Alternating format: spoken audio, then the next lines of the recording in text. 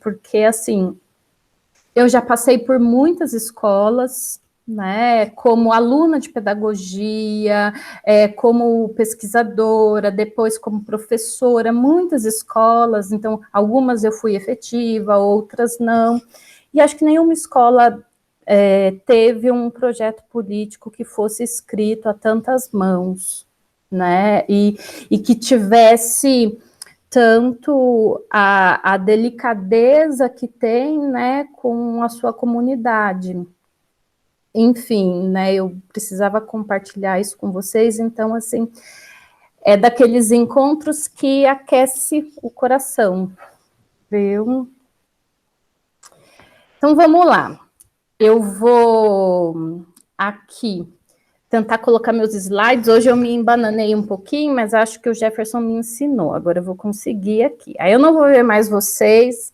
E aí, assim, vocês decidam assim, o que é melhor. Vocês podem fazer questões no chat, ou tomar a palavra, ou esperam, assim, ou se preferir a gente, eu faço uma apresentação e aí depois a gente abre para o debate.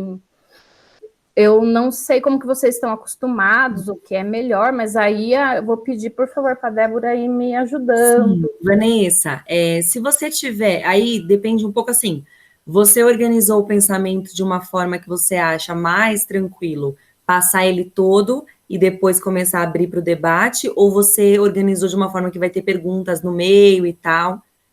Assim, como as últimas formações que eu fiz, eu acabei organizando uma fala, e as questões elas eram passadas pelo chat, porque assim, foi transmitido no YouTube, então não dava para o professor tomar a palavra, né?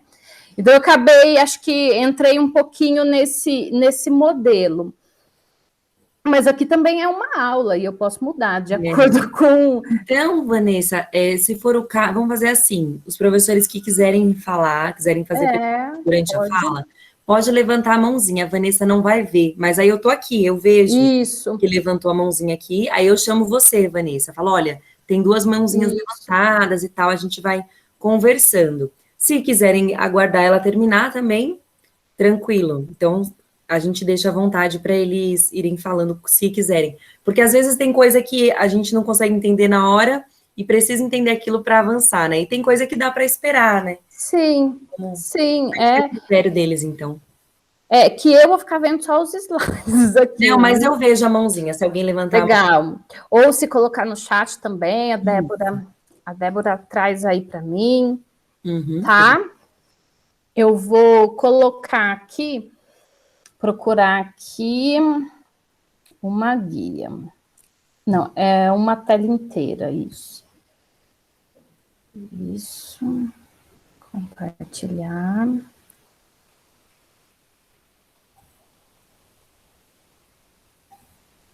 Vamos, gente.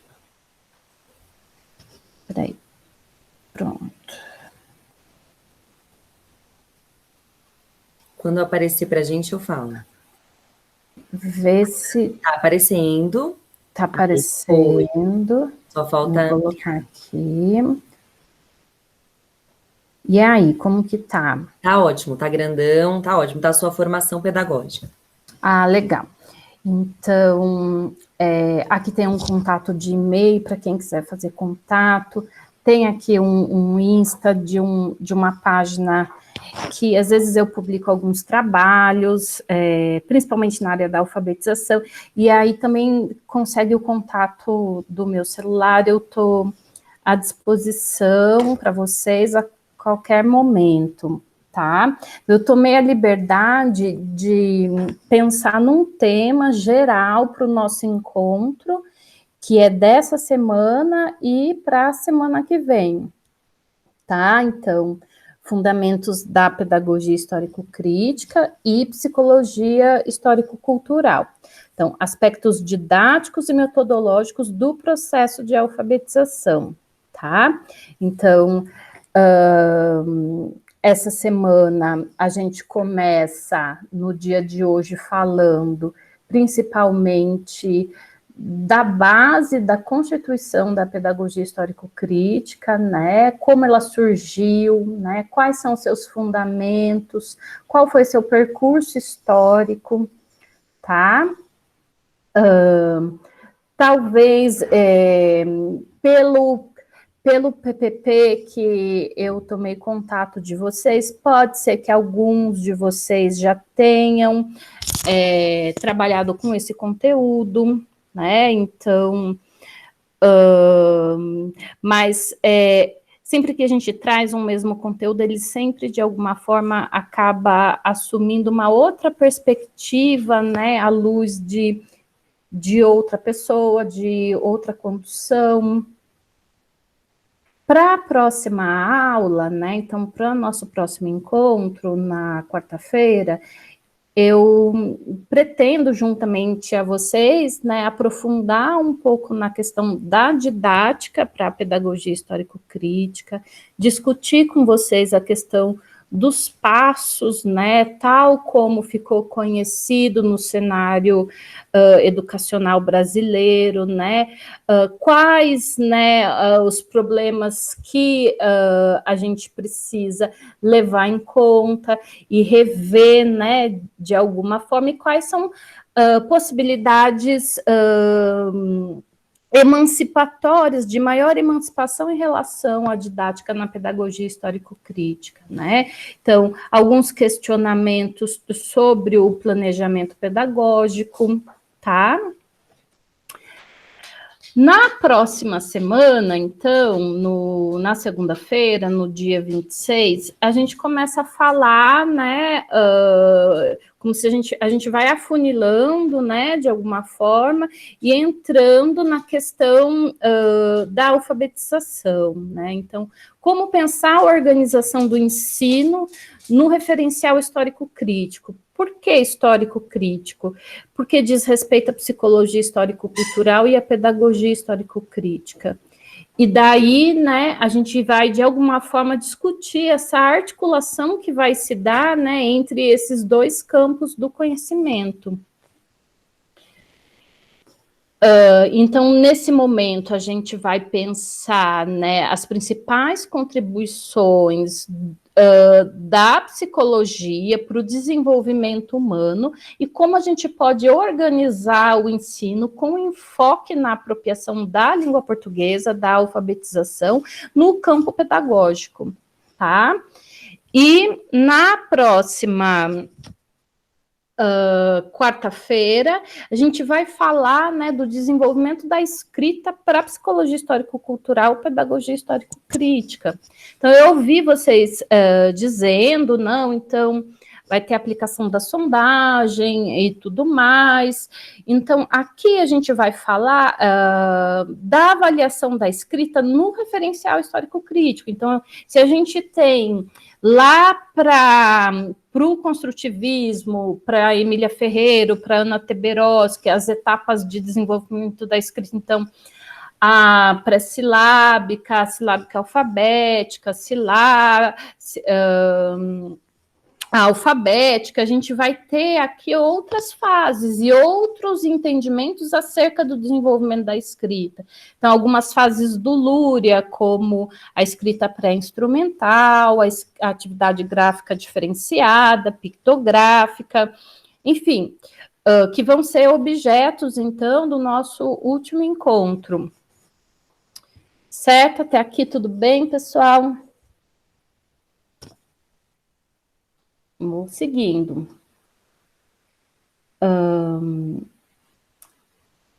que eu acho importante, né? O que eu acho que é importante a gente pensar, né? O que é importante a gente discutir quando se fala de pedagogia histórico-crítica. Aliás, né, de quando a gente fala de qualquer teoria pedagógica, né? É entender que toda teoria pedagógica, né, que seja a pedagogia tradicional, que seja a escola nova, que seja o tecnicismo, né, que seja inclusive a pedagogia histórico-crítica, elas expressam o momento social da sua época, né? Então, não dá para se separar, né, teoria das relações sociais, do modo de produção, tá? Veja só, então, quando a gente fala da pedagogia histórico-crítica, a gente está falando de uma pedagogia que parte do marxismo, tá? Que pode ser uma forma, né? Uma forma de se conceber a vida, né? Então, veja só, porque é uma forma de se conceber a vida, né? Então, o professor que opta, né, e que opta por trabalhar com esse referencial teórico, dificilmente vai ser aquele professor que vai entrar dentro da sala de aula e vai dizer assim, bom, hoje eu vou aplicar a pedagogia histórico-crítica, hoje vai ser os passos. Não, né? Vai ser um professor que, na realidade, tem uma concepção de mundo voltada para a lógica dialética, que é a base da pedagogia marxista. Então, significa dizer o quê? Que essa concepção de mundo marxista perpassa não só a sua escolha por um referencial teórico dentro da sala de aula, mas a forma como o indivíduo conduz a sua própria vida, né? Então, são formas de condução do ensino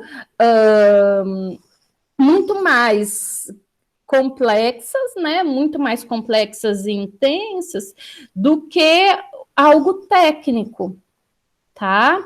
Então, até aqui tudo bem? É só porque a gente está falando de coisas complexas, né? Então a gente está falando de coisas complexas e não é foco aprofundar a questão do materialismo histórico dialético, da lógica dialética, que é a base da pedagogia marxista, da pedagogia histórico-crítica nesse momento, né? A gente vai falar um pouco mais disso para frente, mas acho que é importante anunciar. Então, entender assim, né, que quando a gente fala de lógica dialética, de pedagogia marxista, a gente está falando de concepção de mundo, a gente está falando da forma como o pensamento processa.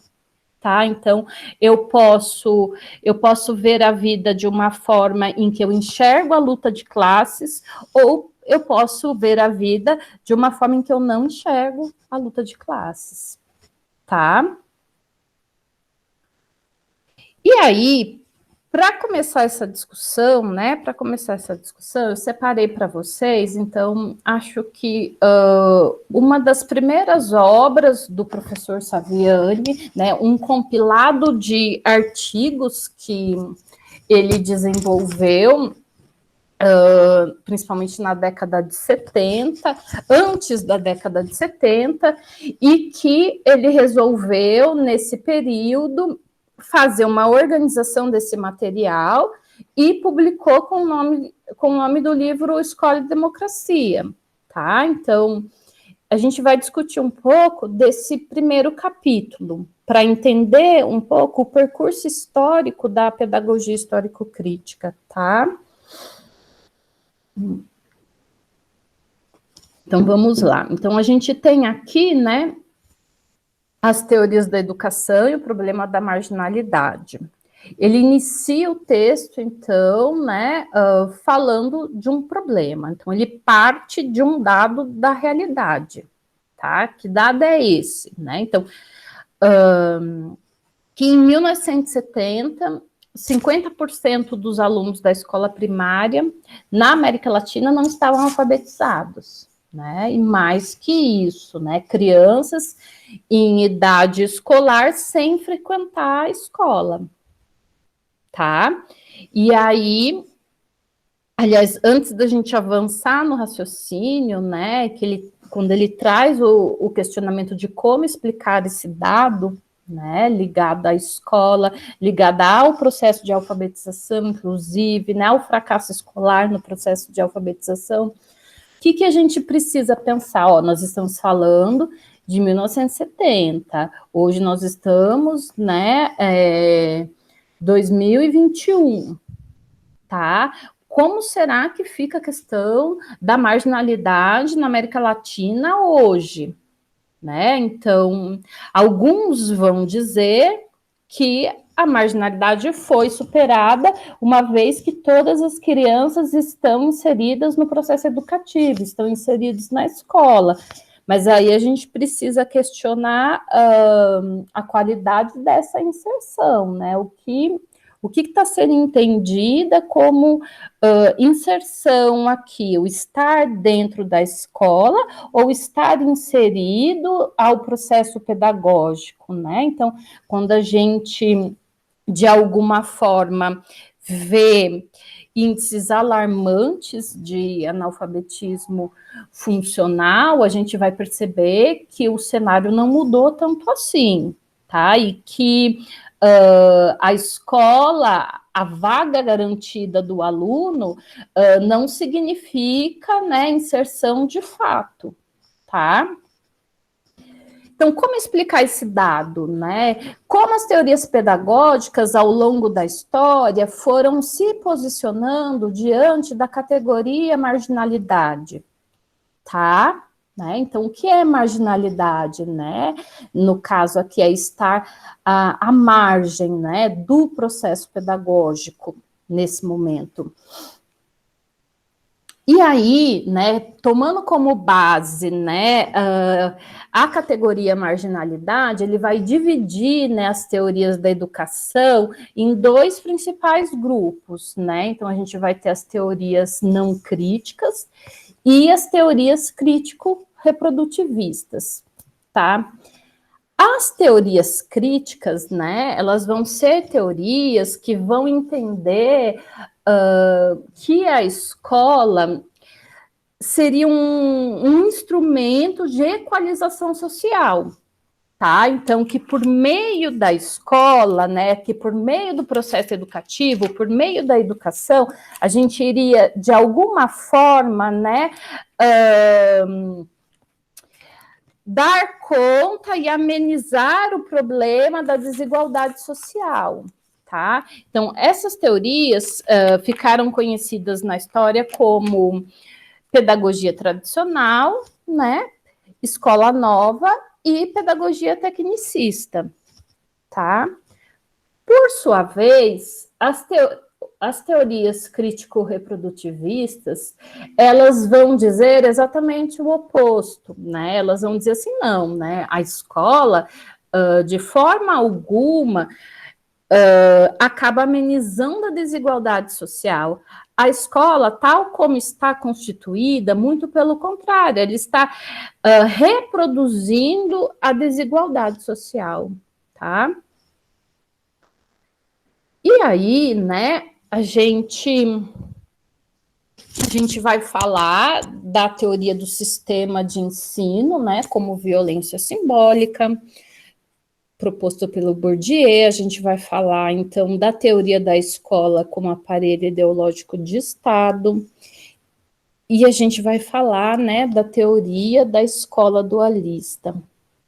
E aqui eu volto a repetir, né, é importante a gente entender que toda teoria pedagógica, ela é expressão do seu momento histórico. Inclusive, né, as teorias que estão em voga hoje no cenário brasileiro, tá? Veja só, quando a gente fala do fracasso escolar no processo de alfabetização na maior parte das escolas brasileiras, né, a gente está falando de teoria pedagógica, né, a gente está falando, né, de questões do campo da educação, de questões políticas, de questões sociais. Mas é importante entender, né, que muitas vezes a gente vai achar que os enfrentamentos e os desafios que estão postos dentro da escola pública são descuidos, são negligências, mas, pelo contrário, de alguma forma, né, essas dificuldades e esses enfrentamentos, eles também podem ser entendidos como projetos feitos, inclusive, pela nação, tá? Será que a gente precisa se questionar? Será que é importante para o sistema produtivo em que a gente se insere, né? Ter uma escola que dê, né, instrumentos reais para a classe trabalhadora, né, enxergar e entender a sua própria condição e muitas vezes tentar superar a questão da marginalidade. Então, essas são questões que precisam estar postas o tempo todo, tá? E aí a gente começa a falar um pouco das teorias não críticas, né, até chegar à pedagogia histórico-crítica hoje, tá? Desculpa, estou bebendo água aqui. Então, a gente tem a pedagogia tradicional, né, que vai surgir, eu coloquei como principal marco aqui a Revolução Francesa, né, e que vai até meados da Era das Revoluções, né, em 1848. Então, aqui, né, século XVIII, por que essa data ela é importante, né? Porque a gente tem aqui, então, a Revolução Francesa, em que se teve uma aliança, né, em que a gente vai ter uma aliança entre os camponeses e a burguesia para a tomada do poder, né? Então a gente rompe de uma monarquia em decadência, de resquícios de feudalismo, para a implementação da democracia burguesa. E é importante entender que quando a burguesia derruba a nobreza, né, e ela se constitui no poder, ela desfaz a sua aliança com os camponeses, né? Ela desfaz a sua aliança com a classe trabalhadora, tá? Então, agora, sob o lema, né, da Revolução Francesa, igualdade, fraternidade, a gente vai implementar a democracia burguesa. A burguesia, então, ela detinha o poder, né? O poder produtivo, o poder econômico, mas ela não detinha o poder educacional, que muitas vezes foi resguardado só pela nobreza. E foi um período histórico também em que se tornou necessário, né, transformar esses camponeses, esses súditos, em cidadãos. Daí a escola ela vai se fazer muito importante, né? O processo de escolarização vai se fazer muito importante. Como é que a gente vai educar, né, uma parcela tão grande da sociedade com poucos recursos? Então entra aí a figura da pedagogia tradicional, né, em que o professor ele vai assumir uma função muito importante, uma vez que ele precisa dominar os conteúdos de ensino relativamente, porque ele não tem muito recurso material para trabalhar com esse número grande de alunos, tá? E aqui nesse momento, quem a gente vai chamar, né? Quem a gente vai chamar de marginalizado, né? Então, voltando para a ideia, para a categoria de marginalidade. Quem é o marginalizado, então, para a pedagogia tradicional, né? Então, o marginalizado aqui vai ser aquele que não conseguiu se apropriar dos conteúdos de ensino, né? O marginalizado aqui vai ser aquele que não se apropriou, né, do conhecimento, que não é, então o professor Saviani, nas palavras do professor Saviani, o sujeito não ilustrado, tá? Pois veja só, não deu certo. Por que não deu certo? Não deu certo porque não foi possível universalizar o ensino, não deu certo também porque os poucos e as pessoas que conseguiam se apropriar desse conteúdo, se apropriar desse conhecimento, não se adaptavam à sociedade da sua época, tá? E aí a gente entra num momento em que a pedagogia entra em decadência, num período histórico que a gente vai ter lá no início do século XX, né, a Revolução Industrial, né, e aí vamos dizer que a pedagogia, vai ser dito, né, que a pedagogia tradicional ela é démodé, ela não acompanha o seu tempo, e que é preciso pensar uma pedagogia que seja condizente com o seu momento histórico, com todo aquele momento de ebulição da tecnologia, do desenvolvimento do capitalismo. E aí a gente tem o surgimento da escola nova, né, da pedagogia nova, em que ela surge em oposição à pedagogia tradicional. Tanto que vai ficar conhecido o seu movimento de reforma. Reforma de quem? A reforma da pedagogia tradicional, o escolanovismo. Isso no início, né, do século XX, tá? E aí a gente vai ter um elemento novo, né? Então, a gente vai ter um elemento novo aqui nessa pedagogia nova. Quando eu der um sumicinho, assim, é que eu estou bebendo água, tá? A gente vai ter um elemento novo aqui na pedagogia nova, tá? Se antes se atendia há muitos alunos de uma mesma forma na pedagogia tradicional, na pedagogia nova isso não vai acontecer, né? A gente vai ter o início de uma pedagogia que se preocupa com o desenvolvimento individual do sujeito, porque cada indivíduo é único, tá? Então a gente tem principalmente um casamento que vai dar frutos entre a psicologia e a pedagogia, tá? Em que o professor ele vai ter que respeitar o desenvolvimento individual de cada um, assim como o seu desenvolvimento neuropsicológico, tá? Que vai ser explicado pelo campo da biologia, certo?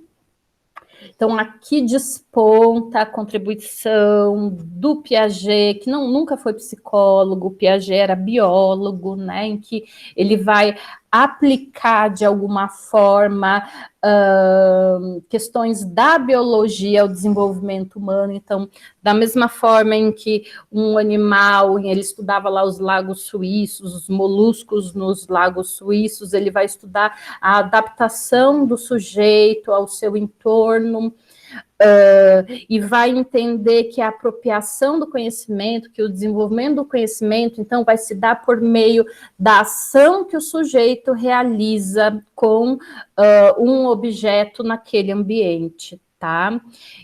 Isso não foi algo da cabeça do Piaget, isso já tinha sido pensado, né, por teóricos do pragmatismo, como foi o Dewey. Né? Então, são filósofos que vão trazer a questão da prática como central ali para o desenvolvimento do conhecimento. E aqui também despontam alguns teóricos como Pestalozzi e Froebel, né? Então, são autores que vão se embasar também no pensamento do Rousseau. Então, Rousseau vai ser aquele teórico que vai dizer, né, que o sujeito nasce bom, né, e vem a sociedade o corrompe, tá?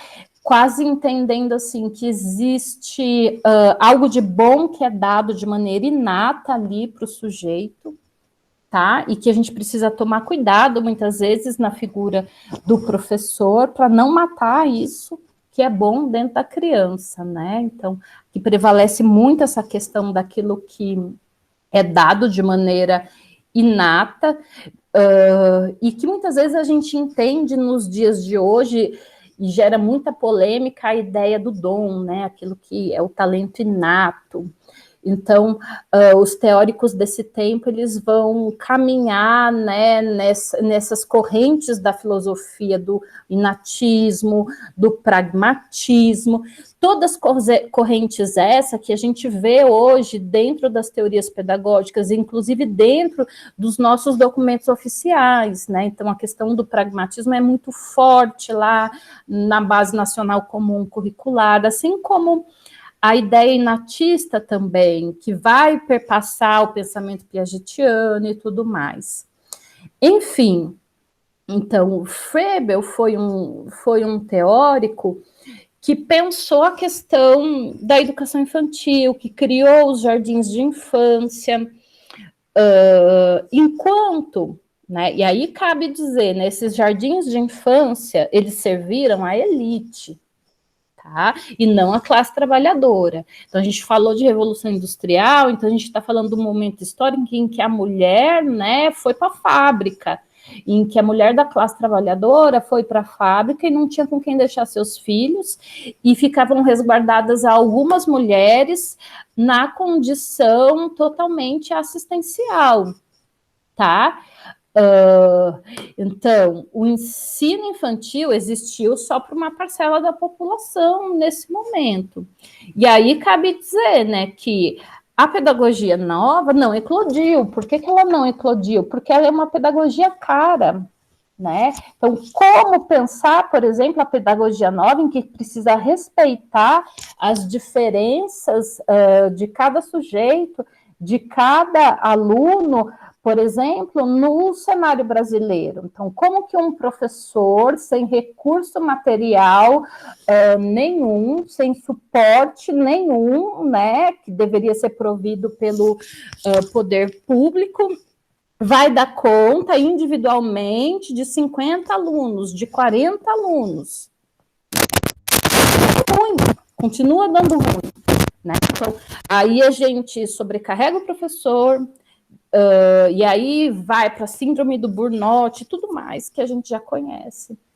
Deu ruim a pedagogia nova. E aí a gente vai ter algumas tentativas, né, de alguns, mas deu certo para a elite. Isso cabe frisar. Deu certo para a elite. Por que deu certo para a elite? Porque o mínimo, né, que o processo de escolarização exige, que é aprender, ler e contar, isso é garantido na própria casa da criança, do rico, né? Mas não na classe trabalhadora, tá? Enfim, quem é o marginalizado aqui, né? Então, o marginalizado é aquele que não é aceito na sua diferença, né? Não é mais aquele que não é ilustrado, é aquele que não é aceito na sua diferença, certo?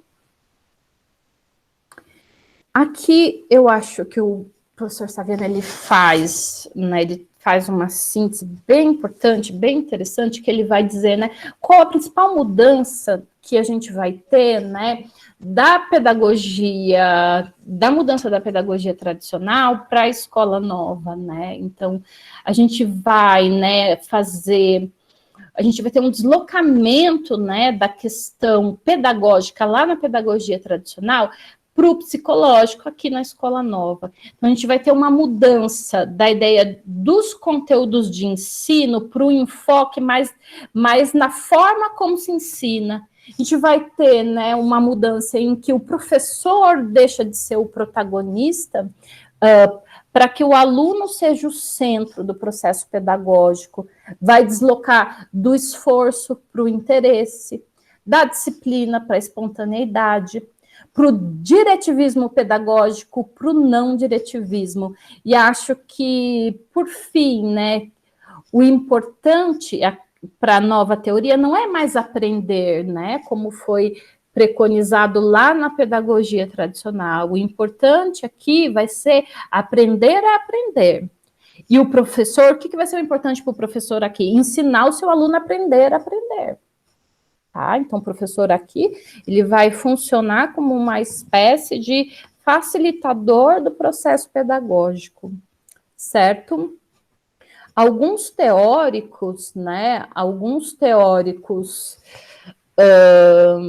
nesse momento histórico aqui no Brasil, que a gente vai pensar década de 60, década de 70, 80, alguns teóricos, né, como Paulo Freire, vai de alguma forma tentar, né, pensar uma escola para a classe trabalhadora que, de alguma forma, atendesse às necessidades da classe trabalhadora, já que estava dando ruim, né? Já que estava dando ruim.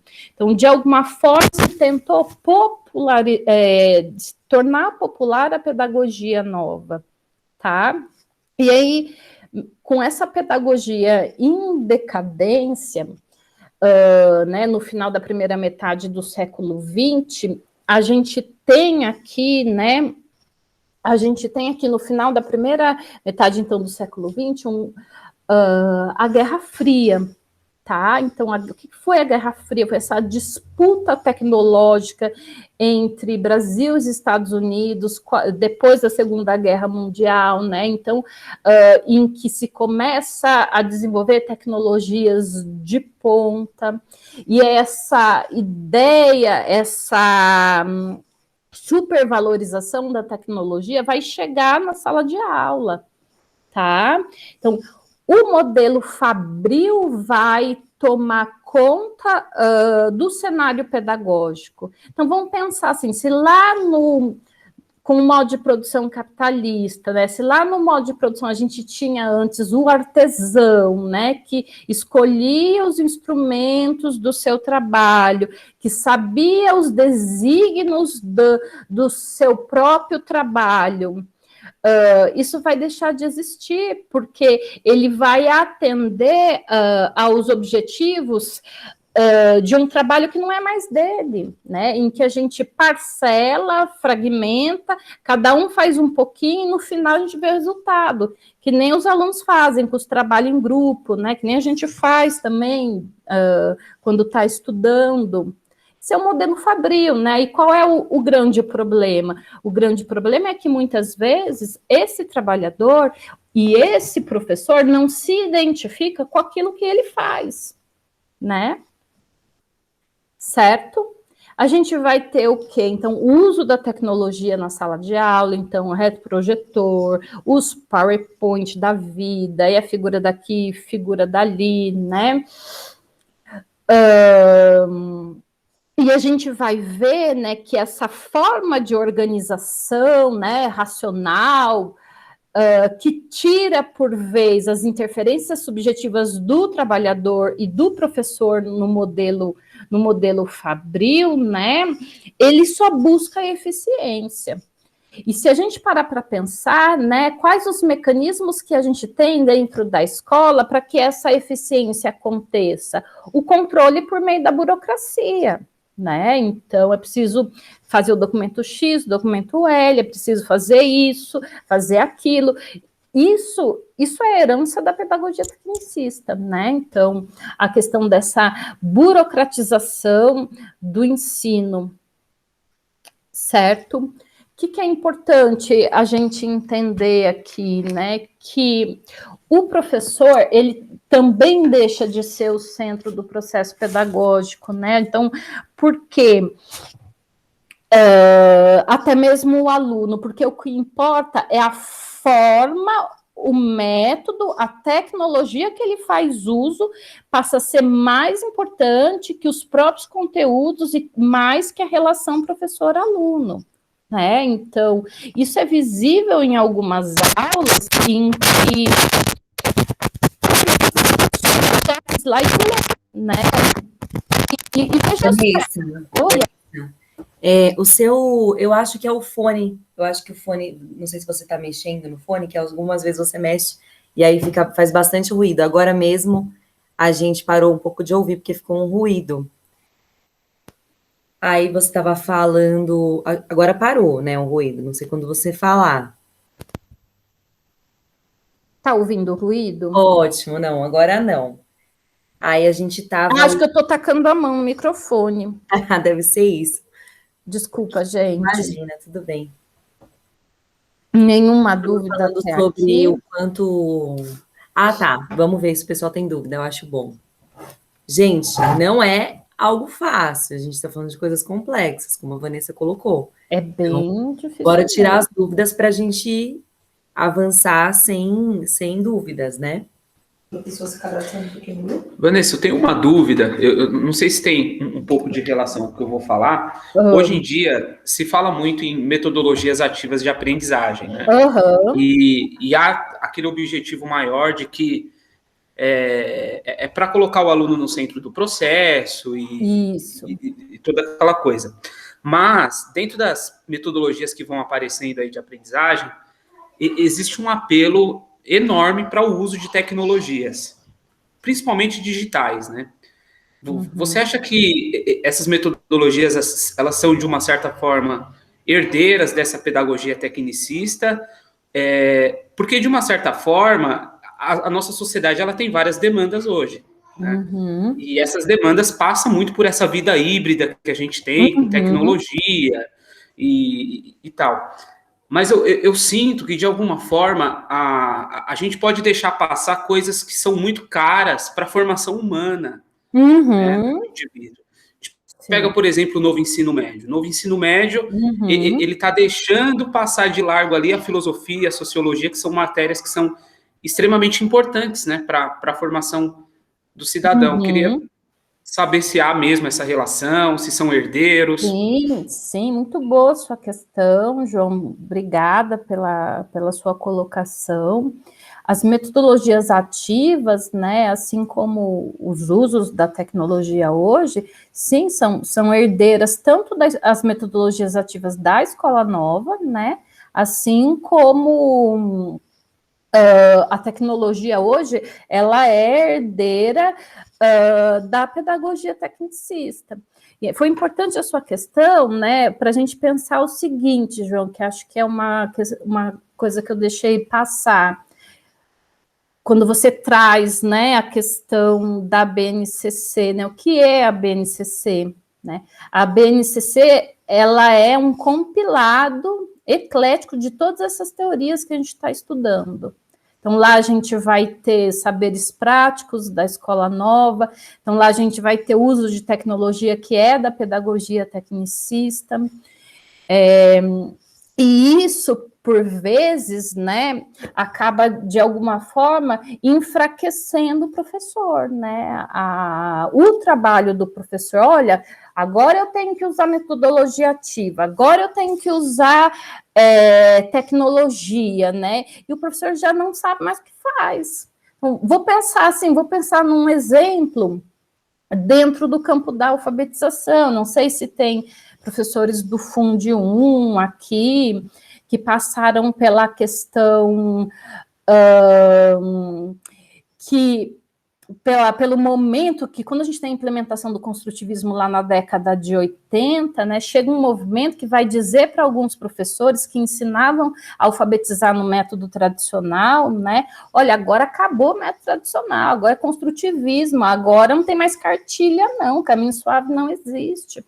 Agora, você pensa do ponto de vista da prática pedagógica desse professor, a destruição que não foi. Então, quer dizer que tudo que eu aprendi até hoje não serve para nada? Né?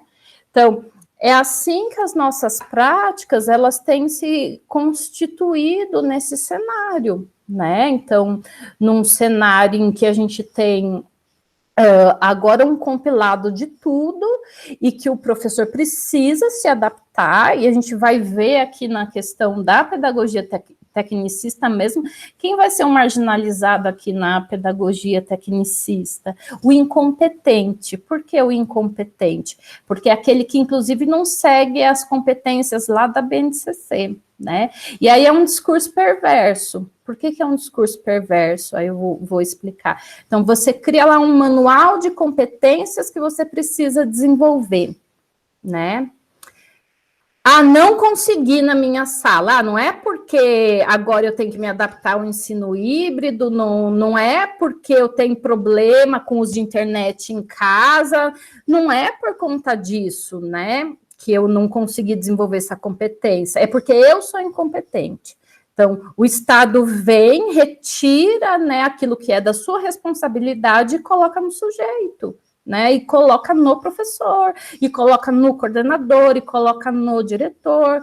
Então, por isso que eu falo que é um discurso perverso, né, é um discurso que contribui para o adoecimento do professor, né, para o adoecimento psíquico, né? Gente, eu acho que eu nem sei se eu falei tanto, mas não sei se eu te respondi. Onde eu falei tanto. Então, eu vou seguindo aqui, que a gente já está chegando na... Alguém tem mais alguma questão? Vamos também embalar aqui. Alguma questão? A gente pode seguir, abre para o debate. E aí, o que vocês preferem? Vou seguir, então, aqui, e aí a gente abre para o debate, ó. Então, a gente acabou de falar, né, com a questão do João, então, aqui, quem que é o marginalizado aqui na pedagogia tecnicista? O marginalizado é o incompetente, então, é aquele que não desenvolveu as competências, tá? Tem até um teórico que ficou muito famoso, que fala das 10 competências, né? Como que eu esqueci o nome dele? Não, Donald Shaw, é do reflexivo. É o Perrenot, não é? É o Perrenot, isso. Ele tem, né, as competências e tudo mais. Então, uma questão importante para a gente pensar, né, também, né, essas pedagogias novas, voltando na sua questão ainda, João, essas pedagogias novas que vão surgir, então, professor reflexivo, pedagogia das competências, a gente já teve até pedagogia do amor, com o Chalita, então agora tem tudo quanto é tipo de pedagogia. O que é preciso entender? Tomar cuidado. Por que tomar cuidado? Porque elas se dizem tão inovadoras, mas elas já existiram lá no passado e já deram errado lá no passado, né? Se a gente for pensar nessa pedagogia, por exemplo, das competências aí do Perrenot, ela é o que? A pedagogia tecnicista, né? Ela não tem nada de novo. E aí vão se criando um monte de pedagogias novas e corre o professor, coitado do professor lá, surgiu a pedagogia nova, agora eu preciso aprender isso, agora eu preciso aprender mais aquilo, eu preciso me reciclar. E aí a educação vira nicho de mercado, né? O povo está ganhando dinheiro, né? Por isso que eu gosto, sempre que vou estudar, né? Sempre que eu vou trabalhar com os meus alunos, independentemente da disciplina, eu sempre parto do conteúdo de hoje, né? Que é tentar fazer um resgate das teorias pedagógicas, né? Por que fazer um resgate das teorias pedagógicas? Porque o professor precisa saber que, muitas vezes, tudo que surge hoje não é nada de novo, já existiu, já deu errado. E se ele consegue formar essa base sólida, ele não vai ser enganado, né? Dificilmente ele vai ser enganado. Então, vamos lá, que eu sou faladeira, mas já está acabando aqui. A partir do slide atual. Então, contemplamos a pedagogia tecnicista e aí a gente chega nas teorias crítico-reprodutivistas. Diferentemente das teorias não críticas, né, as teorias crítico-reprodutivistas, elas são teorias que vão dizer assim, olha, muito pelo contrário, as teorias não críticas estão dizendo que a educação ela serve para apaziguar ou deixar de existir a desigualdade social, muito pelo contrário, elas reproduzem a desigualdade social. A escola, a educação tem a ver com luta de classes. Porém, né, é importante perceber que as teorias crítico-reprodutivistas, elas não vão trazer metodologias de ensino como as teorias não críticas trouxeram, tá? Então, a gente vai ter a primeira teoria, né, a teoria do sistema de ensino como violência simbólica, né, que é do Bourdieu, em que ela vai dizer que a escola é o lugar em que se tem uma reprodução da violência simbólica, né? O que seria essa violência simbólica, gente? Ela vai dizer assim, a gente precisa entender o que é que a violência material que se dá, né, no modo de produção, que se dá na desigualdade posta pela luta de classes, ela tem o seu reforço ideológico, né? Ela tem a sua presença simbólica, que vai estar presente onde, né?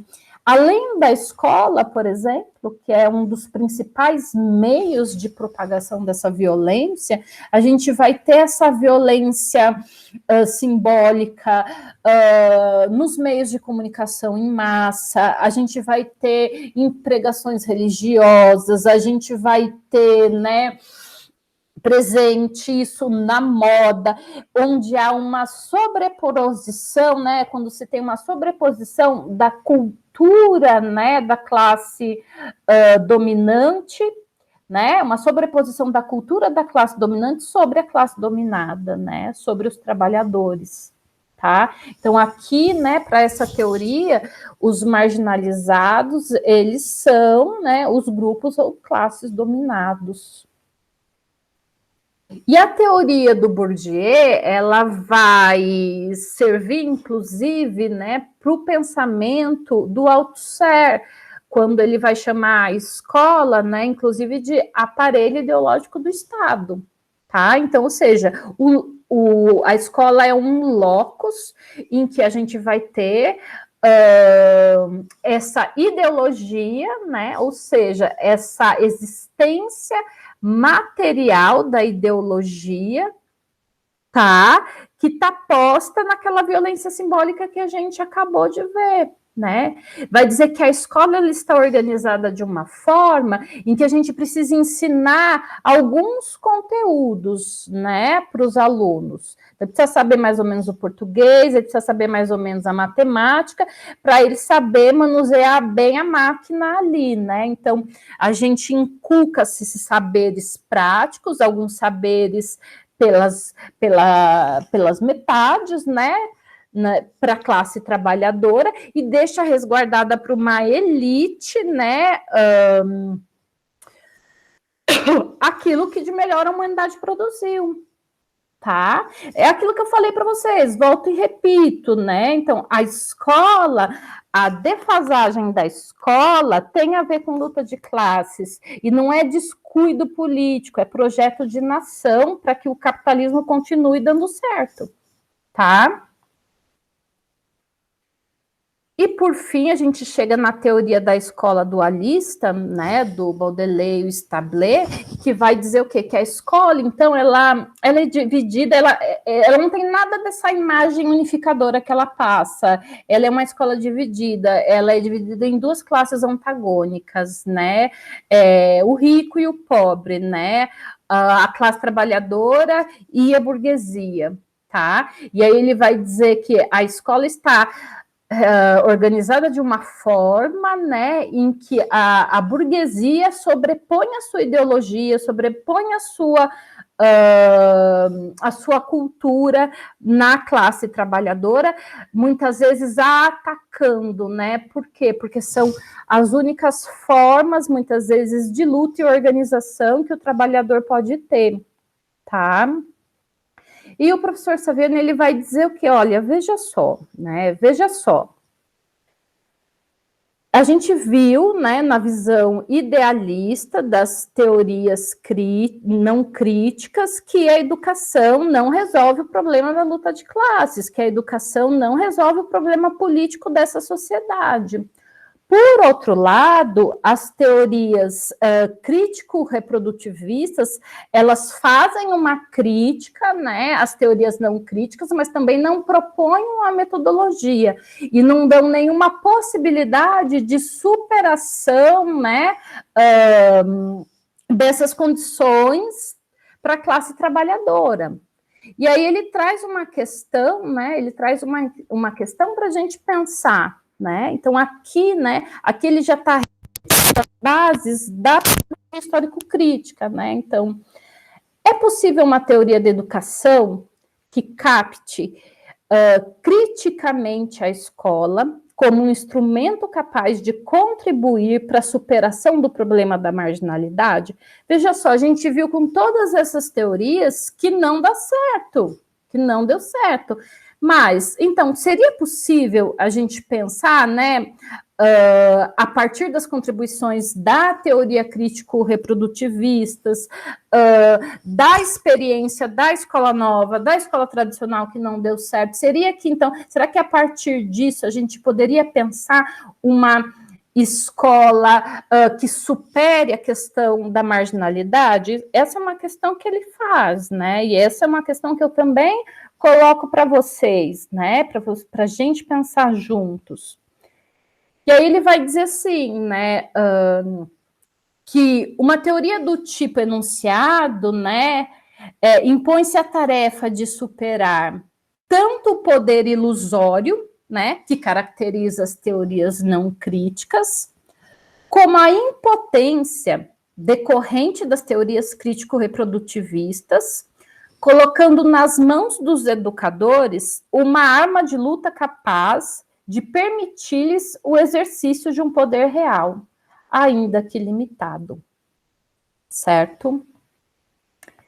E aí ele começa, então, né, a partir daqui, pensar a pedagogia histórico-crítica, né? Então, ele vai ter, em seguida, a publicação do livro A Pedagogia Histórico-Crítica, Primeiras Aproximações, em que ele vai trazer, então, quais são os pressupostos que guia metodologicamente a pedagogia histórico-crítica.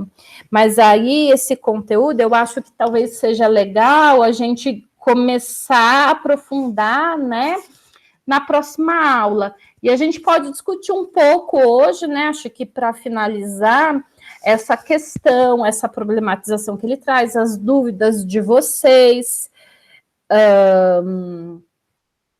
Inclusive, eu também eu vou encaminhar aqui um material para a Débora, para o Jefferson, que é um material didático que eu preparei quando eu dei algumas aulas com esse conteúdo, que eu acho que pode ajudar vocês, tem inclusive algumas questões de múltipla escolha lá, né, para entender um pouquinho, que acho que é uma forma da gente ir estudando, né, porque a ideia é que a gente estudar nessas 2 semanas, né, e eu estou à disposição para vocês.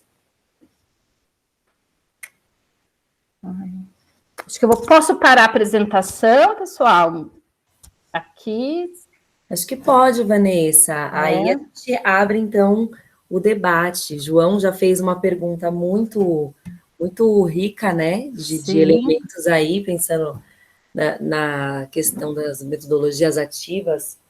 E a gente tem visto cada vez mais essa palavra e tal. E o ano passado nós tínhamos uma discussão bem interessante sobre isso, principalmente quando a gente foi falar sobre concepção, mas, na verdade, antes disso, quando a gente tratava em GEIF sobre práticas exitosas, o quanto a gente valoriza bastante os projetos que são feitos na escola e tudo mais, mas o quanto a gente precisava qualificar esses projetos e pensá-los do ponto de vista do conhecimento de fato, né?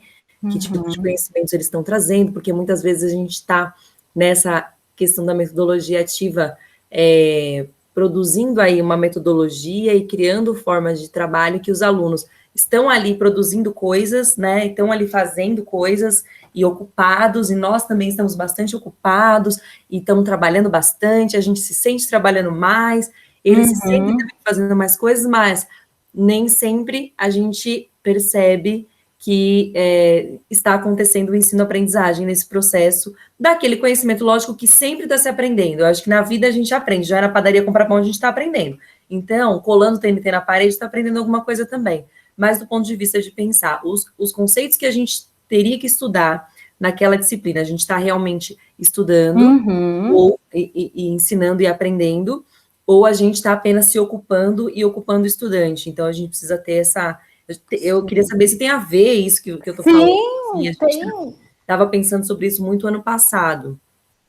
Porque, assim, o processo de ensino, e a gente vai discutir bastante isso, né, no próximo encontro, né, na quarta-feira, se dá na unidade entre... A pedagogia histórico-crítica vai entender isso, né, que o ensino-aprendizagem se dá na unidade teoria e prática, né, Débora? Então, Não é só exaltar a prática e negligenciar a teoria, também não é exaltar a teoria e negligenciar a prática. A questão é como trabalhar, né, ou como o professor trabalhar de uma forma entendendo que um, né, é face do outro, né? Então, que é importante a prática, né? Ela é importante a prática, assim como é importante a sua explicação teórica, o seu conceito teórico, né? Então, eu acho que o trabalho do professor, ele precisa vir, né, nesse caminho de buscar, né, partir da praxis, né, da vida, muitas vezes do aluno, né, de uma forma que se possa teorizar ali conceitualmente, explicar. Então, minha orientadora falava, né, dessa relação teoria e prática, ela usou uma expressão uma vez muito boa, que assim, não há nada mais prático que uma boa teoria, né? Ela vai falar, porque a gente tende a dicotomizar as coisas. Uhum. A gente tende a dicotomizar, e não é aí o caminho, né? Então, é tentar buscar essa unidade aí, né? Enquanto professor. Não dá. Eu acho que é interessante, nesse momento, a gente ter essa discussão, porque, por exemplo, quando a Vanessa traz o conceito lá o conceito de praxis e também o conceito de um materialismo, né, de você ter uma noção do que quem com quem a gente está falando, né? Então a gente fala muito disso aqui no Saturnino, assim, somos professores profissionais da escola pública, atuamos com a classe trabalhadora, nós estamos em um território pobre, estamos em um território de trabalhadores e filhos de trabalhadores, é com eles, né, e conosco, que nós estamos lidando. E aí, da gente olhar para quem são esses estudantes, o que eles sabem de fato, e o que precisam aprender, e não viajar, assim, no ideal, ou voltar para o ano série. Então, nesse momento, a gente está vivendo algo inédito e que, ao mesmo tempo, nos coloca muito a pensar sobre isso, né? Então, nós temos estudantes que estão ali no segundo ano, por exemplo, que estão começando a usar, e aí tem a Jéssica, aí tem a Flávia, que são professoras do Fundamental 1, os alunos estão no ciclo de alfabetização, eles estão no segundo ano, só que o primeiro ano deles, alguns tiveram remotamente, outros nem tiveram, né? Então, onde cada estudante está no processo de alfabetização? Mais do que nunca, a gente precisa ter consciência disso, independente de qual é o ano série que está sendo colocado ali, né? E muitas vezes, e principalmente no Fund 2, porque eu acho que no Fund 1 as professoras têm mais noção disso, mas eu acho que lá no Fund 2, muitas vezes o professor chega para dar aula com a sua lista de conteúdos própria para aquele bimestre daquele ano série, e se esquece de verificar se esses estudantes têm os conhecimentos prévios para aquele novo conceito. Então, estou trazendo um novo e não sei se eles sabem o que precisava saber antes, né? E se não souber, não tem que ter problema nenhum em voltar lá atrás. A gente está no momento de realmente fazer isso, mas eu acho que sempre é necessário, né? E aí, agora, por isso que essa semana a gente começa esse processo de sondagem para atuar principalmente nas reposições e também no contraturno e aos sábados, com agrupamentos, né, tendo em vista essas dificuldades e esse processo por conta também da pandemia, né? Então, nesse momento, a gente está assim, estudantes do 7º ano que, obviamente, não vão lembrar conceitos até que eles aprenderam lá no 5º, mesmo que no 5º eles tenham tido aula, só que não teve uma continuidade, e quando se quebrou, você tem que voltar sim, né? E então eu acho que mais do que nunca é fundamental a gente pensar nisso, assim. Eu esqueci qual que é o conceito que você falou que tem a ver com isso, mas dessa coisa da concretude mesmo, né, do processo, mas acho que para nós é muito caro agora. Eu achei, a sua fala veio em direção a uma das perguntas no período hoje, né, da tarde, no horário do almoço, que eu até até comentei, né, há uma tendência, por exemplo, eu que trabalho no curso de pedagogia, então, por exemplo, quando chegam os alunos lá do primeiro ano, eles chegam com uma visão muito idealizada do que é a sala de aula, do que é o aluno, né? E aí, né, você fala assim, vamos fazer então um plano de aula, um planejamento pedagógico, né? Eles fazem aquilo pensando no aluno ideal, né? O professor Saviani, ele traz isso num texto, mas o aluno ideal não existe, né? A gente tem que lidar, né, com o aluno concreto, né, com o aluno da praxis, com o aluno ali que tem fome, que tem frio, que tem piolho, sabe? Como é que a gente vai falar, né, de conteúdos de ensino, quando tem crianças passando fome, quando tem crianças que não têm acesso à internet, não, aí vem o governo, dá os tablets, dá tudo, mas a criança não tem internet em casa, o que a gente faz, né? Então, a gente tem que entender que o processo pedagógico, ele parte daí, ele parte do real, né? Ele parte do real. E como é que o professor vai atuar, né, didaticamente falando, na relação ensino-aprendizagem, aí, né, com as questões objetivas da vida real, né? Então, eu acho que são questões complexas para a gente pensar. Mas são questões complexas. Mais alguém, gente? Temos 10 minutos. Rita tá ali, tá quietinha. Tiago, que sempre fala, também tá quietinho. Vamos falar, gente. Eu acho que eu falo muito, eu não quero assustar vocês. O conteúdo está divinamente explicitado, eu acho que está muito bem pontuado, é um material muito interessante. Rita, assim, obrigada, bem bacana, imagina. Bem bacana de verdade. Eu falei, muito obrigada. Eu falei isso de assustar, porque eu assusto os alunos da pedagogia, isso no terceiro ano, que eu nem pego o primeiro ano, porque as alunas vêm com uma visão tão romântica, por que você está aqui no curso para ser professor? Porque eu amo criança. Eu falei, o seu amor não basta. O seu amor não basta. Deixa eu ver aqui, tem uma pergunta. Tiago escreveu assim: numa cidade, estado e país onde desigualdades são tão gritantes, sobretudo quando se olha para o espaço geográfico, talvez se devesse pensar em uma teoria para cada local, mas nunca se esquecer que os problemas da educação extrapolam os muros da escola.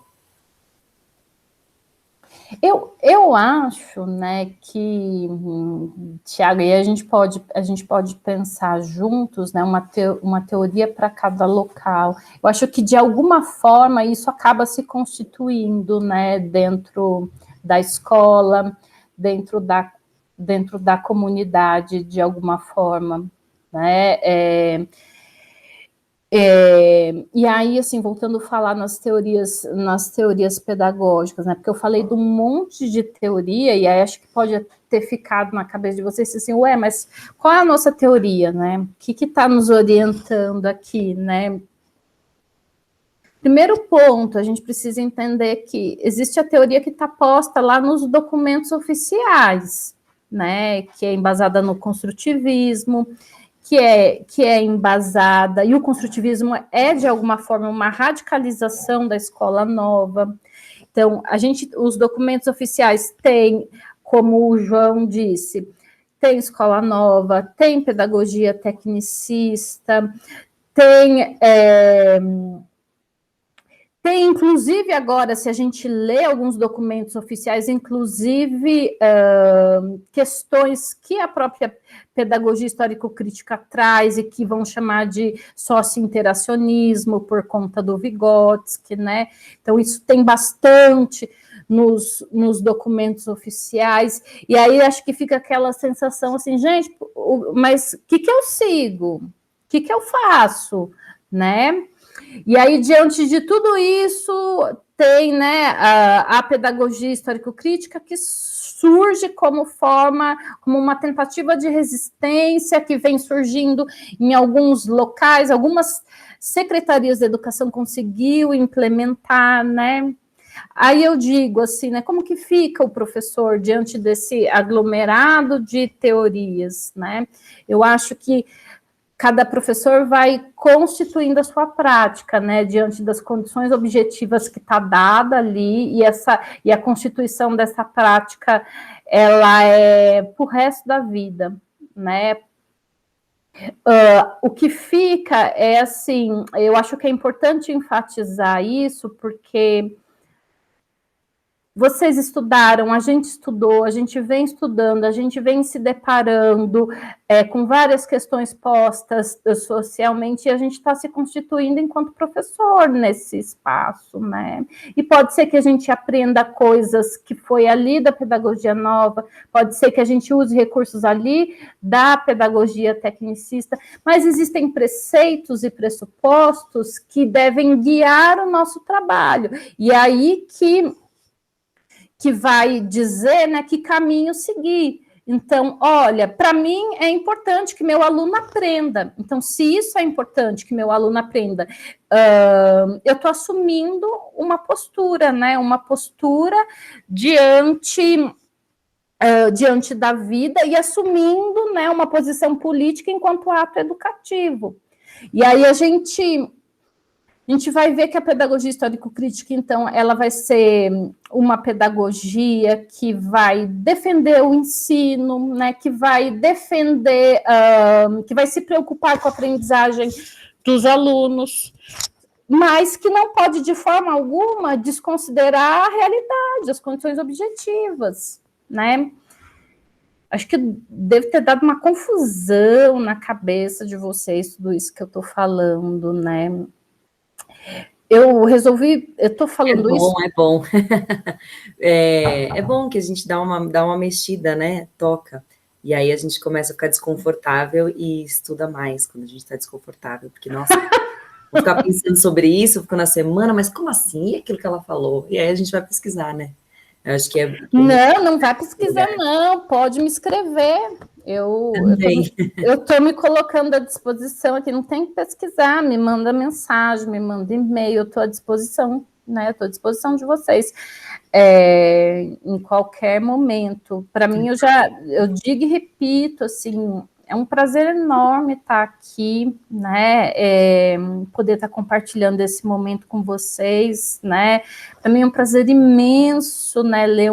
Eu me emocionei lendo o projeto de vocês, eu chorei, falar a verdade, né? É tão difícil encontrar isso, né? Eu passei por tantas escolas, né? Então, ver uma escola querendo, estudando, né? Ali, persistindo nesse cenário desse país, né? É de aquecer o coração, né? É um sopro de vida, gente. E tá bem difícil nesse contexto, viu? Tá bem difícil. Hoje mesmo, como eu falei, passei o dia fazendo planilha. E aí eu pensei, não, na hora da GEIF eu estou aqui, porque eu queria muito estudar esse tema, né? E acho que todos nós. Então, é muito bom, assim, parar um pouco e para ir para a teoria, que na verdade não é parar, né? É para a gente poder arejar e aí, dali para frente, poder alimentar o nosso trabalho, né? Nos nutre muito esse momento formativo e a gente faz questão, a gente tem uma normativa agora que flexibilizou a GEIF, a gente não precisaria ter todas as formações, a gente não está tendo todos os dias de formação, porque os professores, de fato, precisam de um tempo para colocar as atividades no Google Classroom, tem alunos que ainda estão remoto, não foi feito rodízio, tudo isso. Mas, mesmo assim, o Saturnino foi uma escola que decidiu, vamos manter a formação, nem que seja 1 ou 2 vezes, eventualmente, por semana, porque não dá para a gente trabalhar sem estar constantemente em formação. E aí eu vou te dizer que falta 1 minuto para as 8. Agradeço muitíssimo sua presença, disponibilidade e as falas que você colocou aqui. Eu também já vou dizer que eu já passei aqui para a gestão os seus elogios sobre o nosso PPP. As pessoas já estão lá vibrando, que legal e tal. Parabéns. E aí depois, bom, é só o começo, né? Temos aí mais 3 encontros. E para todo mundo lembrá-las e lembrá-los que o nosso próximo é na quarta-feira.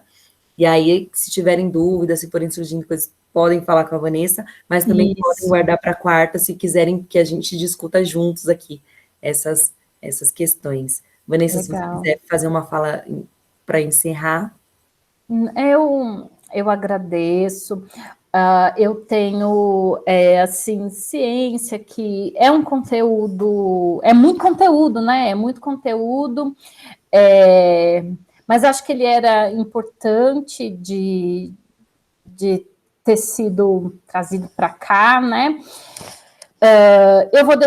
Eu vou compartilhar um material com o Jefferson, com a Débora, e lá vocês podem ler, inclusive, um material que orienta o estudo desse capítulo, tudo, e qualquer dúvida vocês podem fazer contato comigo, tá?